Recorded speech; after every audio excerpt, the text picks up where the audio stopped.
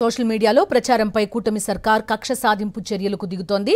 తాజాగా కర్నూలు డీఎస్పీ ఆఫీసులో విచారణకు హాజరయ్యారు వైఎస్ఆర్సీపీ మీడియా వ్యవహారాల రాష్ట్ర ప్రధాన కార్యదర్శి పూడి శ్రీహరి. కర్నూలు బస్సు ప్రమాద ఘటనలో శ్రీహరికి పోలీసులు నోటీసులు ఇచ్చారు. ప్రభుత్వ తప్పిదాలను ప్రశ్నించే 27 మందిపై కర్నూలు తాలూకా పోలీస్ స్టేషన్లో అక్రమ కేసులు నమోదు చేశారు. ఇప్పటికే ఈ కేసులో వైఎస్ఆర్సీపీ నేతలు శ్యామల, వెంకటరెడ్డి విచారణకు హాజరయ్యారు. సోషల్ మీడియాలో పోస్టులు పెడితే, పత్రికల్లో వచ్చిన వార్తలను పోస్టులు పెడితే అసలు ఇది నిజంగా జరిగిందా లేదా, కల్తీ మద్యం సేవించారా లేదా అనేది క్వశ్చన్ మార్కులు పెట్టి ప్రశ్నిస్తే ఈ ప్రభుత్వాన్ని సమాధానం చెప్పాల్సిన ప్రభుత్వం సమాధానం చెప్పలేక ఇంకో విధానానికి రాష్ట్రంలో పూనుకుంటుంది.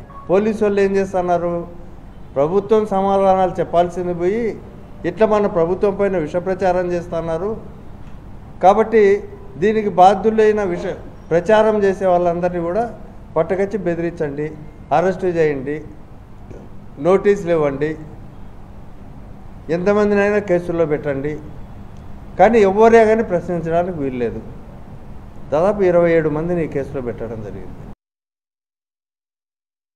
అంబేద్కర్ రాజ్యాంగం నడుస్తుందా లేదంటే లోకేష్ గారి రెడ్ బుక్ రాజ్యాంగం నడుస్తుందా తెలియడం లేదు. అంబేద్కర్ రాజ్యాంగము దాదాపు పక్కన పెట్టి సంవత్సరంన్నర అయింది. రెడ్ బుక్ రాజ్యాంగమే నడుపుతున్నారు. 40 సంవత్సరాల నుంచి రాజకీయాలు చూస్తున్నాం. ఎప్పుడూ ఇంత దౌర్జన్యకరమైనటువంటి రాజకీయాలు చూడలేదు. ఎవరైనా మాట్లాడితే కేసులు, మమ్మల్ని ప్రశ్నించకూడదు, ప్రశ్నిస్తే కేసులు, వాక్ స్వాతంత్రం ఉండకూడదు, పత్రికా స్వాతంత్రం ఉండకూడదు, ఎవరు మాట్లాడినా సరే వాళ్ళ మీద కేసులు పెడతాం అని ఒక్కొక్క వ్యక్తి మీద ఒకటే కేసుకు సంబంధించి 14-15 పోలీస్ స్టేషన్లలో పెట్టి పీటీ వారెంట్ వేసి మళ్ళీ వాళ్ళని ఇంకొక కోర్టుకు తీసుకుపోయి ఇంకొక సబ్ జైలు తిప్పుతున్నారు. ఇది భారతదేశ చరిత్రలో ఏ రాష్ట్రంలో జరగడం లేదు.